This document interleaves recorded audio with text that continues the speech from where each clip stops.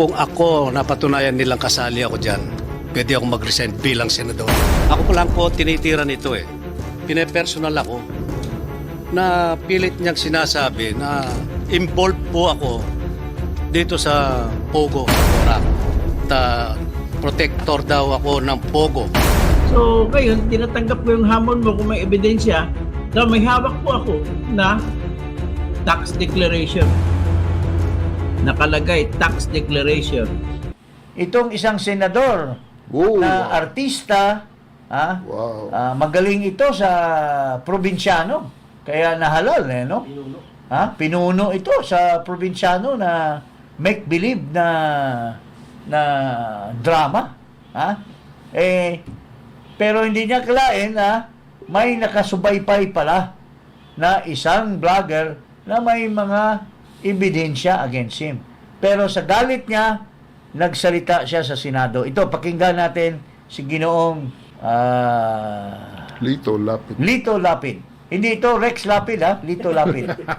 Pero yung kanyang nag-expose, baka yun ang magiging susunod na Rex Lapid. Kasi may pagkahawig kay Rex Lapid, pero at saka matapang. Okay, pakinggan natin ngayon ito si Lito Lapid sa kanyang gigil na gigil dito sa vlogger. Kasi po gusto kong patunayan dito sa hearing na ito na wala po akong kinalaman dito sa operasyon ng Pogo at hindi po nakapangalan ang lupang 10 hektarya dyan sa Pogong yan. Kaya po ako naghahamon dito.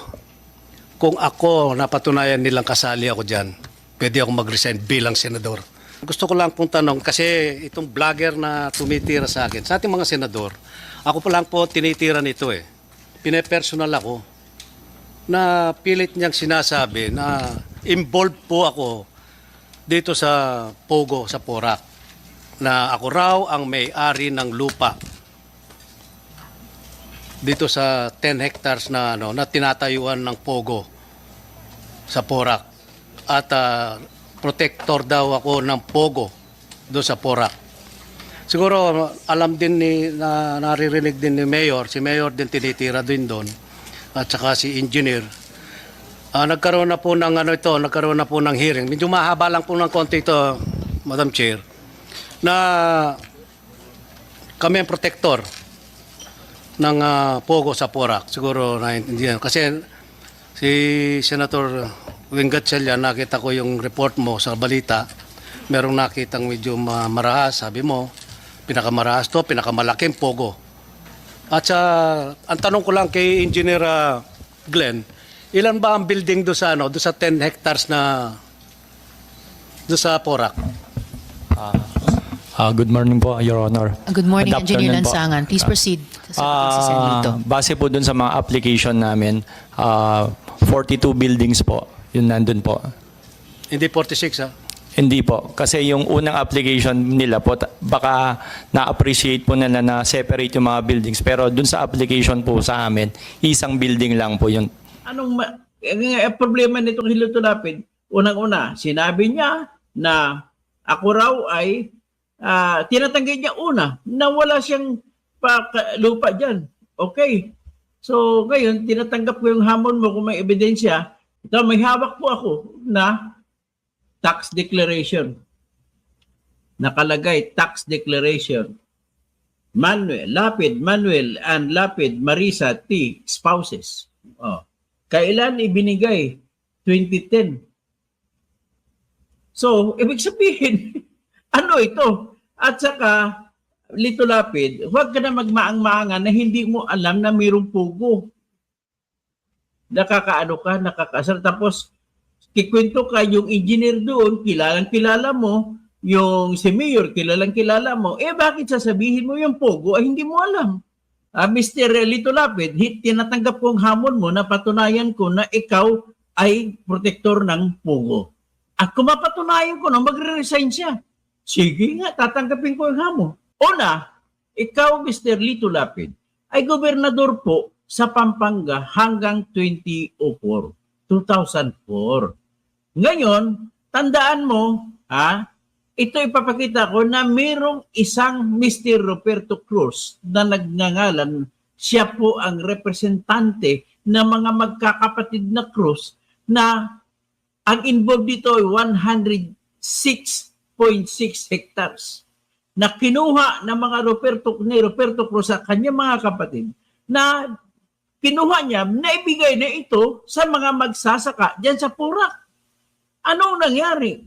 Lumabas po sa kanang nangyari ay na-convert niya ng palihim at pinalabas niya ng iba ay nabili niya na ang katotohanan ay hindi naman nabili.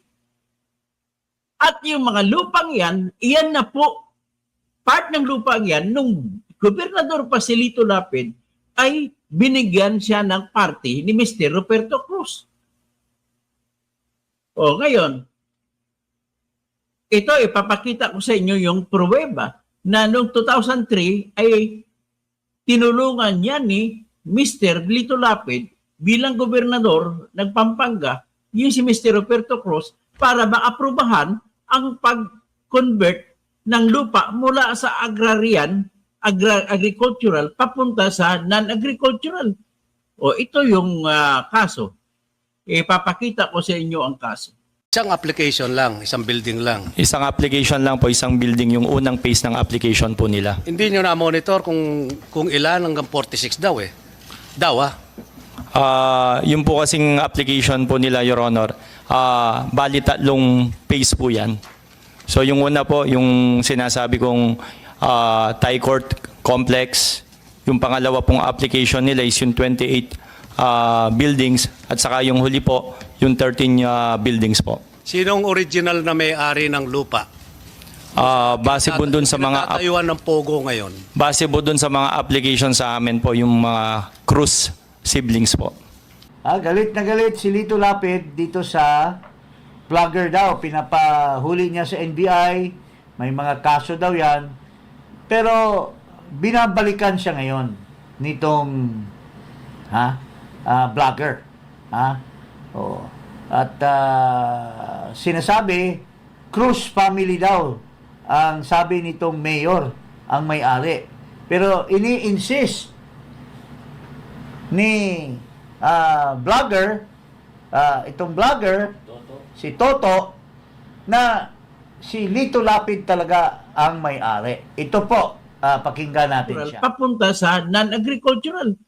O ito yung kaso. Ipapakita ko sa inyo ang kaso.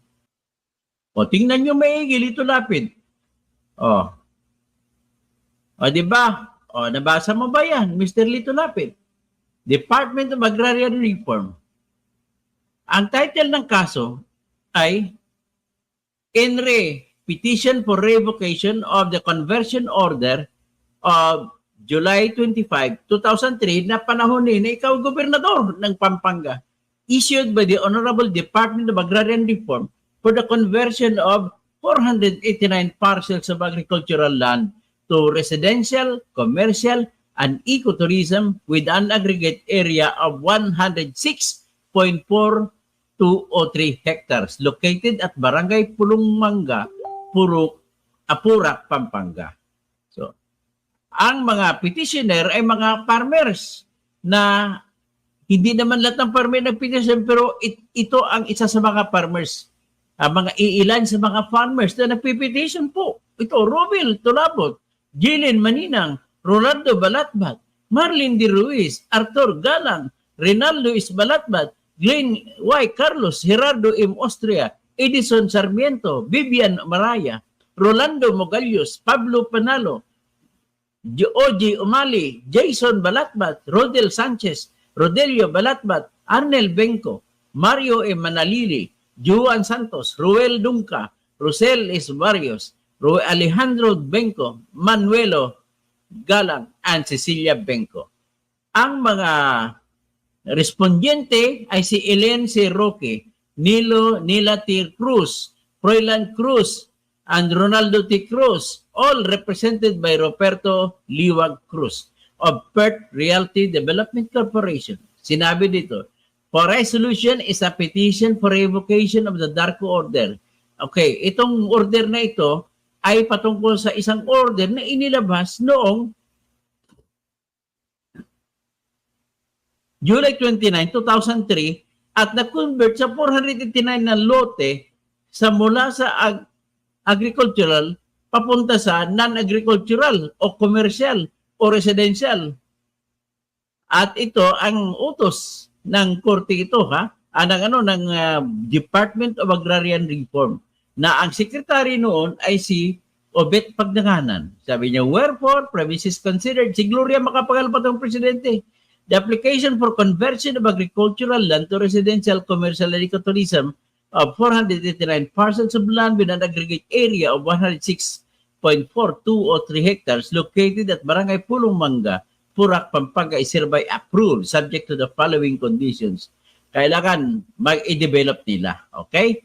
So ngayon, dahil hindi nila na-i-develop, ay nagsampa po ng kaso yung mga taong ito at pinapabasura ang pag-convert. So ang nangyari dito sa resulta ito, napatunayan sa investigasyon na may na-convert, may parte na area ng lupa ng 106 hectares na na-convert. May parte naman na hindi. Kaya ang decision dito ng Department of Agrarian Reform, sabi nito, wherefore, order is hereby issued, declaring that the order of conversion dated July 29, 2003, issued by then Secretary Roberto M. Pagdanganan, be partially revoked and or cancelled as to the remaining undeveloped areas for the unjustified failure of the landowner to fully develop the same covered under the said order of conversion into residential, commercial, and ecotourism purposes within a period of 5 years without the request for extension for development within 6 months from the expirations of the above of the 5-year period to develop, declaring that the remaining undeveloped lands subject of the Department of Agrarian Reform Central Office Order Number 0304-1501-572-03 be subject of the Comprehensive Agrarian Reform Program coverage pursuant to Republic Act 6657 as amended and Section 49 of Department of Agrarian Reform Administrative Order Number 1 Series 2002 as amended, directing the PARPO 2 of Pampanga to segregate the developed and undeveloped portions of the subject land holdings and to initiate the process of CARP coverage and distribution to qualified farmer beneficiaries of the undeveloped portions of the subject land holdings. Ordering the forfeiture of bond posted to guarantee. Pinalabas ang order ay November 15, 2019. So anong nangyari? Ano po ang kahalagahan nitong order na to? Ang kahalagahan po ng order na to, dapat po ipinatupad na ito yung desisyon na yung natira na lupa ng ecotourism na yan na pagsasakop na ngayon ng kumpanya ni Roberto Cruz na Victoria Tourism Park Corporation ay hindi nila sinunod itong utos na to at hindi pinatupad ng Department of Agrarian Reform. Ano ang dahilan? Tingnan ko, ang dahilan ay sapagkat umapila pa sa Office of the President noong 2019 o 2020 itong grupo ni Roberto Liwag Cruz ng Victoria Tourism Park. At ito po yung Victoria Tourism Park, ito rin po yung may-ari ng Grand Royal Palazzo. Okay. Tapos dito nakatayo ang Pogo sa lupa na dapat ibibigay sa farmers, doon itinayo yung mga Pogo na 10 hectares. So, noong 2003, na ginawa ng pag-order, ang style po nito ni Roberto Liwag Cruz ay kailangan tataas ang halaga ng lupa. So, para tataas ang halaga ng lupa, papalitan nila yung zoning.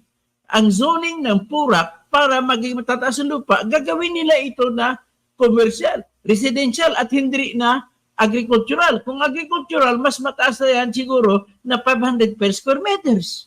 Pero kung ginawa ng residential o commercial o ecotourism, papalo yan hanggang 10,000 pesos per square meters. In other words, ano ang kalagahan kung bakit binago? Sapagkat kailangan nila na magkaroon ng mataas na kita. Kung isasangla ni Roberto Cruz sa bangko, mataas lang halaga. So kahit hindi niya babayaran ang sangla, makakuha siya ng malaking sangla na pera mula sa sangla kahit ibigay niya na. So ganun pong nangyayari. So ngayon, yung natitira doon, kasama sa natitirang lupa, doon po ikinayo yung Pogo. Tapos sa panahon na 2003 na inaprubahan ito, ay siyempre may kaakibat na ordinansa. Sa batas po, yung ordinansa ng Purak bilang isang munisipyo o bayan ay kailangan aprubahan muna ng provincial board para magiging tuluyang batas sa lokal. Ang gobernador noon, si Lito Lapid. So, tinulungan niya si Roberto Cruz. Kaya may pabuya si Roberto Cruz na binigay kay Lito Lapid. At iyon nga yung lupa, ang sinasabi ng aking source, na lupa ang binigay kay Lito Lapid. Mahaba po yan, pero ang punot dulo is simply the Mukhang may paper trail, no? ito si Toto sinasabi niya na noong na bigyan ng dark clearance yan, hindi natupad ng yung ni Cruz yung patakaran. So maraming naiwan na hindi na-develop at kiniklaim muli ng mga farmers. Okay. So, naayos yan at binigyan daw ni Cruz ng portion si Lito Lapid. This is the allegation. But anyway, this is an allegation of Lapid